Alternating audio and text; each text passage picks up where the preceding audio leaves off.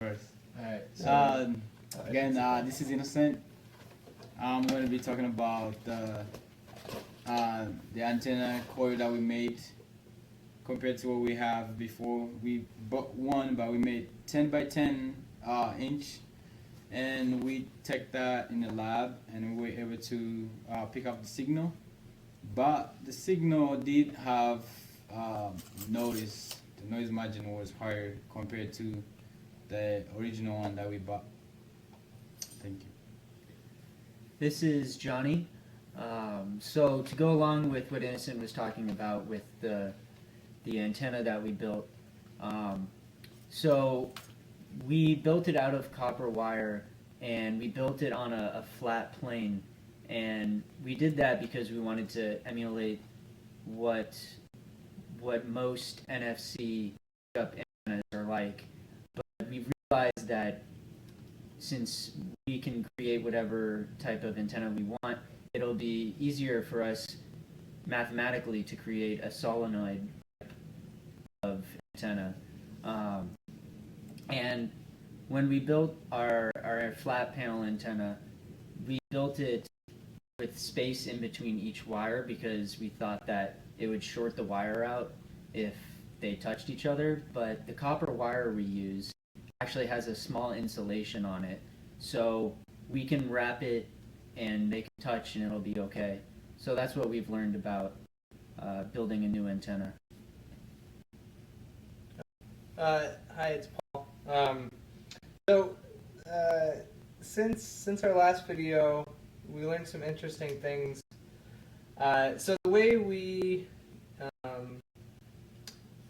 typically, when you have these coils and you want to pick up a signal, you want to build what's called a resonant circuit, so that you're going to achieve maximum voltage at the frequency you're interested in. It's going to oscillate at that frequency. And it's fairly simple. So you'll have your coil like we have, and you essentially calculate its inductance, and you find the capacitor size you need that will match that inductance and resonate at the frequency you're looking at. So in our case, we're at 13.56 megahertz.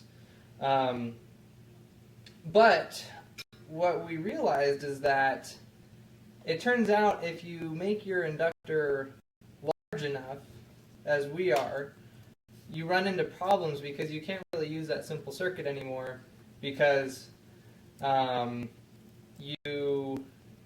your inductor is going to have its own parasitic capacitances, and as you increase the inductance, you have more parasitic capacitance, and it's going to have its own what's called self-resonant frequency is going to become lower as you increase its inductance. And it turns out that if you're self-resonant, you can't create a simple LC resonant circuit to resonate at a frequency higher than your self-resonant frequency. So in our case, we're making these inductors that are so large that their self-resonant frequency is below 13.56 megahertz, and so we can't use that simple LC circuit to resonate at the frequency we want.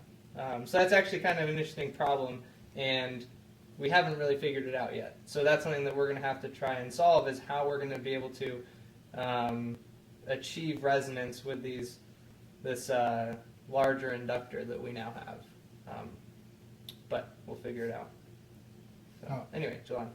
How you doing? This is Jalan. So we're also waiting for our USRP daughter boards to be delivered.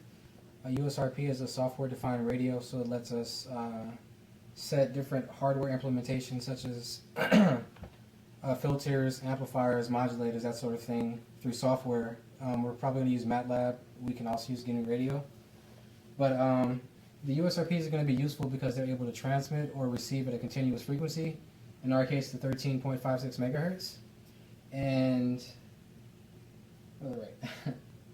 it's going to be useful in our applications because we are able to look at the data that's actually being transmitted rather than looking at a simple voltage response from the oscilloscope. And yeah. Did you show how we set up the camera? Yeah, I did. Oh, you already did that with the mirror? Well, I'll do it right now. Since I'll probably edit out the first part. And we have kind of jury rigged our camera to make it look more with a cinematic. I Yeah, don't know. this was Jalan's handiwork. So Engineers. yeah. All right.